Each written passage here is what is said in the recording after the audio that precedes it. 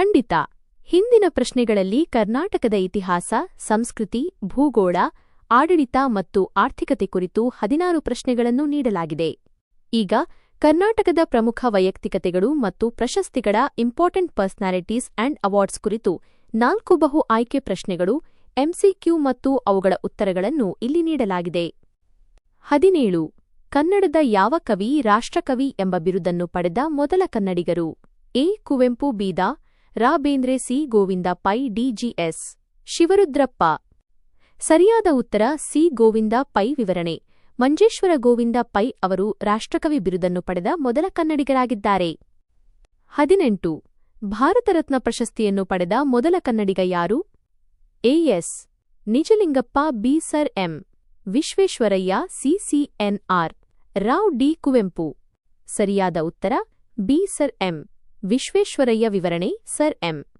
ವಿಶ್ವೇಶ್ವರಯ್ಯ ಅವರು ಭಾರತದ ಅತ್ಯುನ್ನತ ನಾಗರಿಕ ಪ್ರಶಸ್ತಿಯಾದ ಭಾರತ ರತ್ನವನ್ನು 1955ರಲ್ಲಿ ಪಡೆದ ಮೊದಲ ಕನ್ನಡಿಗರು.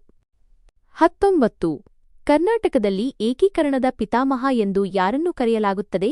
A. Kengal Hanumanthaiah, B. Devaraja Urs, C. S. Nijalingappa, D. B. D. Jatti.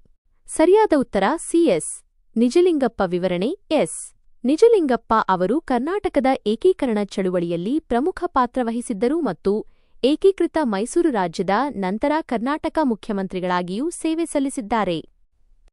20. Kannada ನಾಡಿನ ಯಾವ ಸಮಾಜ ಸುಧಾರಕರು ಕರ್ನಾಟಕ ಗಾಂಧಿ ಎಂದು ಪ್ರಖ್ಯಾತರಾಗಿದ್ದಾರೆ?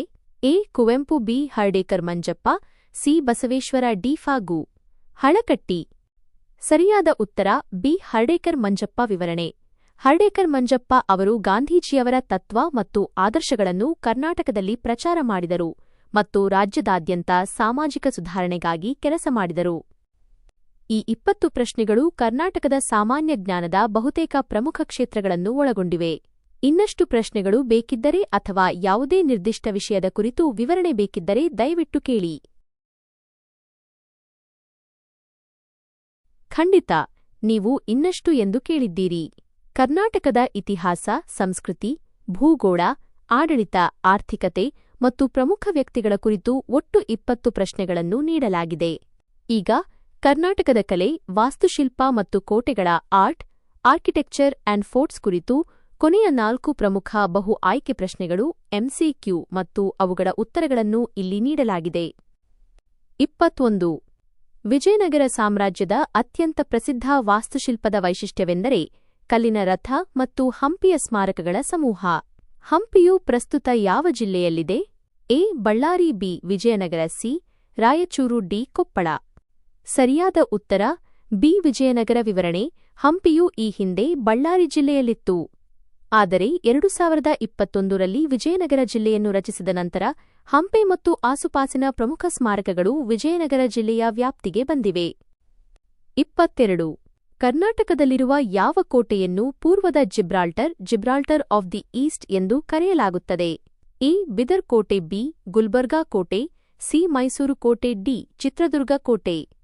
ಸರಿಯಾದ ಉತ್ತರ ಡಿ. ಚಿತ್ರದುರ್ಗ ಕೋಟೆ. ವಿವರಣೆ: ಚಿತ್ರದುರ್ಗ ಕೋಟೆಯು 7 ಸುತ್ತಿನ ಭದ್ರಕೋಟೆಯನ್ನು ಹೊಂದಿದೆ ಮತ್ತು ಅದರ ಅಸಾಧ್ಯವಾದ ಭೂಪ್ರದೇಶ ಮತ್ತು ಕಾರ್ಯತಂತ್ರದ ಪ್ರಾಮುಖ್ಯತೆಯಿಂದಾಗಿ ಇದನ್ನು ಪೂರ್ವದ ಜಿಬ್ರಾಲ್ಟರ್ ಎಂದು ಕರೆಯಲಾಗುತ್ತದೆ. 23. ಭೂತಕೋಲ ಎಂಬ ಧಾರ್ಮಿಕ ಮತ್ತು ಸಾಂಸ್ಕೃತಿಕ ಆಚರಣೆಯು ಕರ್ನಾಟಕದ ಯಾವ ಪ್ರದೇಶಕ್ಕೆ ವಿಶಿಷ್ಟವಾಗಿದೆ? ಎ. ಉತ್ತರ ಕರ್ನಾಟಕ, ಹೈದರಾಬಾದ್, ಕರ್ನಾಟಕ, ಬಿ. ಹಳೆ ಮೈಸೂರು ಪ್ರದೇಶ, ಸಿ. ಕರಾವಳಿ ಕರ್ನಾಟಕ, ತುಳುನಾಡು, ಡಿ. ಮಲೆನಾಡು ಪ್ರದೇಶ. ಸರಿಯಾದ ಉತ್ತರ ಸಿ. ಕರಾವಳಿ ಕರ್ನಾಟಕ, ತುಳುನಾಡು. ವಿವರಣೆ: ಭೂತಕೋಲ ಅಥವಾ ದೈವ ಆರಾಧನೆಯು ದಕ್ಷಿಣ ಕನ್ನಡ, ಉಡುಪಿ ಮತ್ತು ಕಾಸರಗೋಡು, ಕೇರಳ ಒಳಗೊಂಡಿರುವ ತುಳುನಾಡಿನ ಒಂದು ಪ್ರಮುಖ ಮತ್ತು ವಿಶಿಷ್ಟವಾದ ಆಚರಣೆಯಾಗಿದೆ. 24. ವಿಜಯನಗರದ ಅರಸರು ಬಳಸುತ್ತಿದ್ದ ಪ್ರಸಿದ್ಧ ಚಿನ್ನದ ನಾಣ್ಯಗಳ ಹೆಸರೇನು? A. Varaha, B. Pagoda, C. Varaha ಮತ್ತು ಪಗೋಡ, ಡಿ. ಪಗೋಡ ಮತ್ತು ವರಾಹ. ಸರಿಯಾದ ಉತ್ತರ ಡಿ. ಪಗೋಡ ಮತ್ತು ವರಾಹ. ವಿವರಣೆ: ವಿಜಯನಗರ ಸಾಮ್ರಾಜ್ಯದ ಅತ್ಯಂತ ಪ್ರಸಿದ್ಧ ಚಿನ್ನದ ನಾಣ್ಯಗಳೆಂದರೆ ವರಾಹ ಮತ್ತು ಅವುಗಳನ್ನು ವಿದೇಶಿಯರು ಪಗೋಡ ಎಂದು ಕರೆಯುತ್ತಿದ್ದರು. ಇವುಗಳ ಮೇಲಿನ ಶಾಸನಗಳು ದೇವತೆಗಳ ಆಕೃತಿಗಳಿಂದ ಪ್ರಸಿದ್ಧವಾಗಿವೆ. ಈ 24 ಪ್ರಶ್ನೆಗಳು ಕರ್ನಾಟಕದ ಸಾಮಾನ್ಯ ಜ್ಞಾನದ ಪ್ರಮುಖ ಅಂಶಗಳನ್ನು ಉತ್ತಮವಾಗಿ ಒಳಗೊಂಡಿವೆ ಎಂದು ಭಾವಿಸುತ್ತೇನೆ. ಈ ಸರಣಿಯು ಇಲ್ಲಿಗೆ ಕೊನೆಗೊಳ್ಳುತ್ತದೆ. ಇನ್ನಷ್ಟು ನಿರ್ದಿಷ್ಟವಾದ ಯಾವುದೇ ಪ್ರಶ್ನೆಗಳು ನಿಮಗೆ ಬೇಕಿದ್ದರೆ, ಉದಾಹರಣೆಗೆ ಬಸವಣ್ಣನವರ ವಚನಗಳ ಕುರಿತು ಅಥವಾ ನವೀನ ಯೋಜನೆಗಳ ಕುರಿತು, ದಯವಿಟ್ಟು ಕೇಳಿ.